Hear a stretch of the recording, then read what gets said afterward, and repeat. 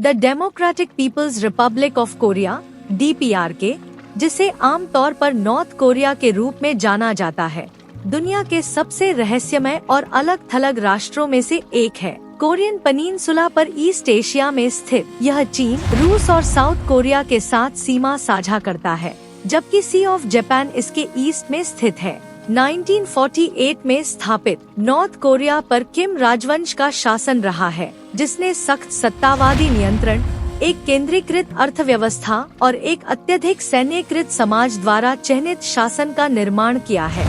North Korea का इतिहास Korean पनीनसुला के साझा अतीत के साथ गहराई से जुड़ा हुआ है। 1910 में जापान द्वारा कब्जा किए जाने से पहले कोरिया एक सहस्राब्दी से अधिक समय तक एक राष्ट्र के रूप में एकीकृत था। जापानी कब्जा आर्थिक शोषण और सांस्कृतिक दमन का दौर था, जिसने नॉर्थ कोरिया के भावी नेता किम इल सुंग सहित प्रतिरोध आंदोलनों को जन्म दिया। सेकेंड वर्ल्ड वॉर में जापान की हार के बाद कोरियन पनीनसुला को मित्र राष्ट्रों द्वारा 38वें समानांतर के साथ विभाजित किया गया था, जिसमें सोवियत यूनियन, नॉर्थ और यूनाइटेड स्टेट्स, साउथ का प्रशासन करता था। इस विभाजन ने कोरियन वॉर के लिए आधार तैयार किया, एक विनाशकारी संघर्ष जो युद्ध विराम में समाप्त हुआ, लेकिन कोई औपचारिक शांति संधि नहीं हुई, जिससे नॉर्थ और साउथ कोरिया तकनीकी रूप से अभी भी युद्ध में है। नॉर्थ कोरिया एक दलीय राज्य है, जिसका शासन वर्कर्स पार्टी ऑफ कोरिया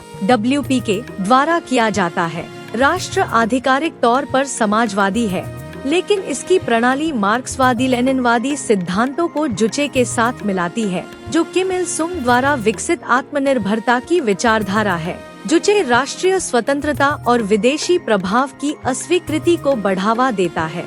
किम परिवार ने 7 दशकों से अधिक समय तक नॉर्थ कोरिया पर पूर्ण नियंत्रण बनाए रखा है। किम टू संग 1948 से 1944 नॉर्थ कोरिया के संस्थापक, उन्हें एटर्नल प्रेसिडेंट के रूप में सम्मानित किया जाता है और देश की विचारधारा और शासन को आकार देने का श्रेय उन्हें दिया जाता है। Current leader Kim Jong Un ने आबादी पर सख्त नियंत्रण बनाए रखते हुए परमाणु उन्नति और आर्थिक आधुनिकीकरण को प्राथमिकता दी है। सरकार नियंत्रण बनाए रखने के लिए व्यापक प्रचार, सेंसरशिप और निगरानी का उपयोग करती है। कोरिया पीपुल्स आर्मी (KPA) शासन में एक केंद्रीय भूमिका निभाती है और असहमति के लिए कठोर दंड दिया जाता है, जिसमें श्रम शिविरों में कारावास भी शामिल है। नॉर्थ कोरिया एक केंद्रीय रूप से नियोजित अर्थव्यवस्था संचालित करता है, जो जुचे विचारधारा से काफी प्रभावित है। आर्थिक गतिविधियों को राज्य द्वारा नियंत्रित किया जाता है, जिसमें निजी उद्यम सीमित होते हैं। प्रमुख क्षेत्रों में खनन, कृषि और सैन्य उत्पादन शामिल हैं। नॉर्थ कोरिया के न्यूक्लियर प्रोग्राम के कारण लगाए गए इंटरनेशनल सैंक्शंस ने व्यापार और वित्तीय गतिविधियों को गंभीर रूप से प्रतिबंधित कर दिया है। देश को लगातार क्रोनिक फूड शॉर्टेजेस का सामना करना पड़ रहा है, जो खराब कृषि पद्धतियों, प्राकृतिक आपदाओं और प्रतिबंधों के कारण और भी बदतर हो गई है। 1990 के दशक के अकाल, जिसे आर्जुअस मार्च के रूप में जाना जाता है, के परिणामस्वरूप सैकड़ों हजारों लोगों की मृत्यु हुई। नॉर्थ कोरिया का प्राथमिक व्यापारिक साझेदार चीन है, जो इसके बाहरी व्यापार का 90% से अधिक हिस्सा है। निर्यात में कोयला, खनिज और वस्त्र शामिल हैं, जबकि आयात तेल, मशीनरी और भोजन पर केंद्रित है।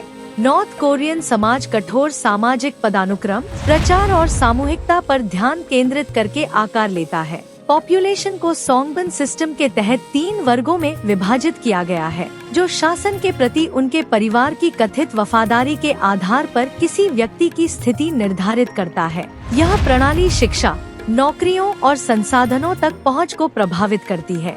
नॉर्थ कोरिया की संस्कृति पारंपरिक कोरियन रीति रिवाजों में निहित है, लेकिन राज्य के प्रचार से काफी प्रभावित है। सरकार कला, साहित्य और संगीत को बढ़ावा देती है, जो किम परिवार और राष्ट्र के समाजवादी आदर्शों का महिमा मंडन करते हैं।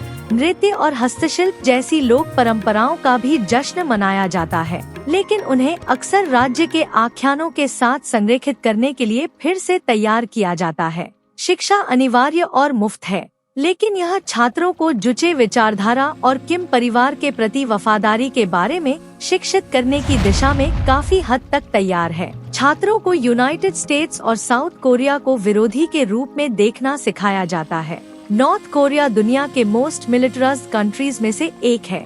इसकी मिलिट्री फर्स्ट नीति या सोंगुन शासन और संसाधन आवंटन में सशस्त्र बलों को प्राथमिकता देती है। देश ने कथित खतरों को रोकने और शासन की शक्ति को मजबूत करने के साधन के रूप में न्यूक्लियर वेपन्स का पीछा किया है।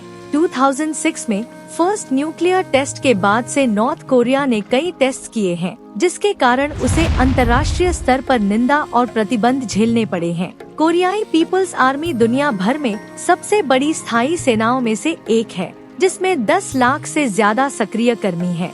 इसके बावजूद इसके ज्यादातर उपकरण पुराने हो चुके हैं, जो देश की आर्थिक सीमाओं को दर्शाता है। नॉर्थ कोरिया की ह्यूमन राइट्स रिकॉर्ड के लिए काफी आलोचना की जाती है। सरकार पर गंभीर दुर्व्यवहारों का आरोप है, जिसमें मनमाने ढंग से गिरफ्तारियां और न्यायेतर हत्याएं, जेल शिविरों में यातनाएं और अमानवीय परिस्थितियां, भाषण, धर्म और आवागमन की स्वतंत्रता का दमन। इंटरनेशनल ऑर्गेनाइजेशंस के पास देश के भीतर स्थितियों को सत्यापित करने के लिए सीमित पहुंच है।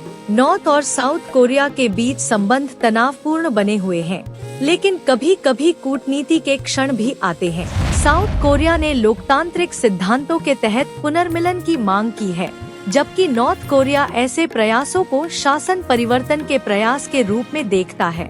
नॉर्थ कोरिया के विदेशी संबंध उसके अलगाव और कुछ सहयोगियों पर निर्भरता से परिभाषित होते हैं।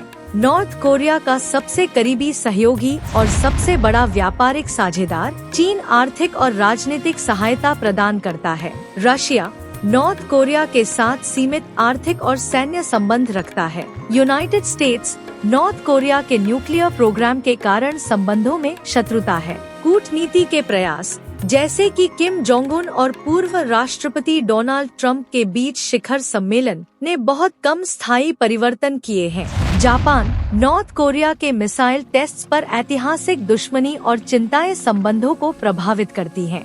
यूनाइटेड नेशंस ने नॉर्थ कोरिया पर कई प्रतिबंध लगाए हैं, जो उसके परमाणु और बैलिस्टिक मिसाइल कार्यक्रमों, व्यापार और वित्तीय संस्थानों को लक्षित करते हैं। नॉर्थ कोरिया में इंटरनेट की पहुंच सीमित है, जो गवर्नमेंट ऑफिशियल्स और एलीट सिटीजन्स तक ही सीमित है।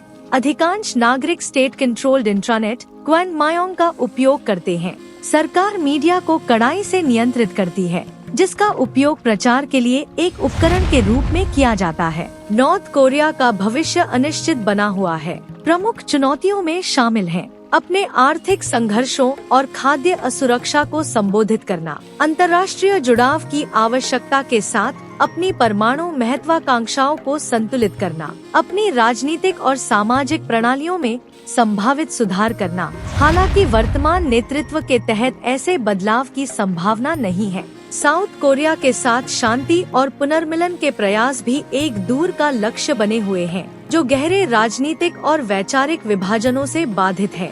नॉर्थ कोरिया विरोधाभासों का देश है, एक संघर्षरत अर्थव्यवस्था वाला एक परमाणु शक्ति, एक समाज जो परंपराओं में डूबा हुआ है, फिर भी सत्तावादी शासन द्वारा आकार लिया गया है, और एक ऐसा देश जो अलग थलग है, फिर भी वैश्विक सुरक्षा चर्चाओं के लिए केंद्रीय है। नॉर्थ कोरिया को समझने के लिए उसके जटिल इतिहास, वैचारिक आधार और विश्व मंच पर उसके सामने आने वाली अनूठी चुनौतियों को समझना आवश्यक है।